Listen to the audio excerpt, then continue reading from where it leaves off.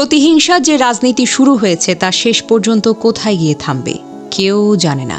কিন্তু একটাই প্রশ্ন আজ বুকের ভেতর আগুন হয়ে জ্বলছে, কি হবে আমার সোনার বাংলাদেশে?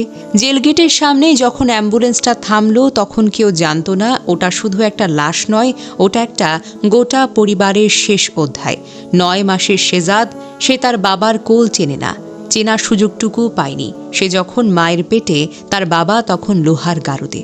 অপরাধ, সে নাকি দেশে মারামারি করেছে, অথচ পাসপোর্ট বলছে ঠিক সেই সময় সে ছিল চিকিৎসার জন্য দেশের বাইরে।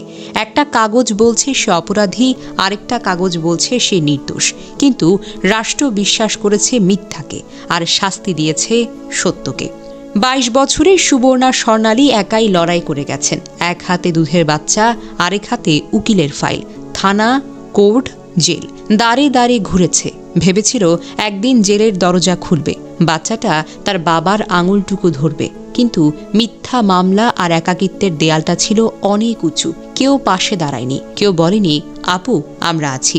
সুবর্ণা হার মেনেছে। বাচ্চাটাকে নিয়ে সে চলে গেল এমন এক জায়গায় যেখানে আর জামিনের জন্য ঘুরতে হয় না। কিন্তু সিস্টেমের নিষ্ঠুরতা মরার পরেও যেন শেষ হয় না। মরা মুখ দেখার জন্য লোকটাকে 1 ঘন্টার প্যারোল দেওয়া হলো না। ভাবুন তো একবার, আপনার স্ত্রী মারা গেছে, আপনার দুধের সন্তান মারা গেছে, আর আপনি জেলের ভেতরে বসে শুধু খবরটা শুনছেন। যশোর জেলগেটে বাবা ছেলের প্রথম দেখা হলো। জীবিত অবস্থায় যে সন্তানকে কোনো দিন ছুঁয়েও দেখেনি, তাকে কোলে নিতে হলো লাশবাহী গাড়ির ভেতর থেকে, সাদা কাফনে মোড়ানো। নোংরা রাজনীতির কিস্তি মেলাতে গিয়ে একটা সাজানো সংসার এভাবেই যেন শেষ হয়ে গেল। আপনারা এমন বাংলাদেশ আশা করেছিলেন? রাজনৈতিক হামলা মামলা আছে, থাকবে, কিন্তু এত নিষ্ঠুরতা কেন? আজ তো দেশে কোনো রাজনৈতিক সরকার নেই, তাহলে একজন মানুষ কেন এত বর্বরতার শিকার হলো? সাদ্দাম কেন জেলখানা থেকে প্যারোলে মুক্তি পেল না? কেন সে তার স্ত্রীর জানাজাটুকু পড়তে পারল না? কেন সে তার আদরের সন্তানের লাশ নিজ হাতে কবর দিতে পারল না? এর দায় কার? এমন বর্বরতা দিয়ে কোনোভাবেই শান্তি প্রতিষ্ঠা করা যায় না। অপরাধীর শাস্তি চাই, কিন্তু মানবাধিকার লুণ্ঠিত হোক তা আমরা চাই না। বাংলাদেশ, তুমি বড়ই নিষ্ঠুর।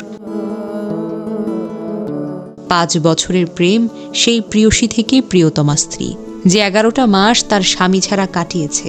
সন্তান জন্ম দেওয়ার সময়ও স্বামীর হাতটা ধরতে পারেনি। তাই তো আর স্বামী ছাড়া থাকতে না পেরে স্বামীর আফসোস মেটাতে, স্বামীর ভালোবাসা পেতে সে জেলে আসছিল। শেষবারের মতো স্বামীর ভালোবাসা নিতে বাগেরহাট থেকে যশোরে এসেছিল। জানেন, ওই 9 মাসের বাচ্চা আর তার প্রিয়তমা স্ত্রী দুজনেই এখন মৃত লাশ হয়ে গেছে। তবুও লাশ হয়ে জেলে আসছে স্বামীর আফসোস মেটাতে। হায় রে জাতি, হায় রে রাজনীতি, হায় রে বাংলাদেশ। তোমাকে সারা জীবন যারা ব্যবহার করে গেছে, এই দায় তাদের। তুমি তাদের কখনোই ক্ষমা করো না। সাদ্দাম ভাই, আমরা আসলেই অকৃতজ্ঞ। আমরা মানুষ না, আমরা পশুর সমতুল্য। এই গল্প কোনো সিনেমা না, এই গল্প 2026 সালের বাংলাদেশের বাস্তবতা। এই গল্প বলছে রাষ্ট্র চাইলে কাউকে জীবিত রেখে মেরে ফেলতে পারে। আজ সাদ্দাম, কালকে আপনার ঘরেও কি একদিন জেল গেটে অ্যাম্বুলেন্স থামবে না? এই গ্যারেন্টি কেউ দিতে পারবে?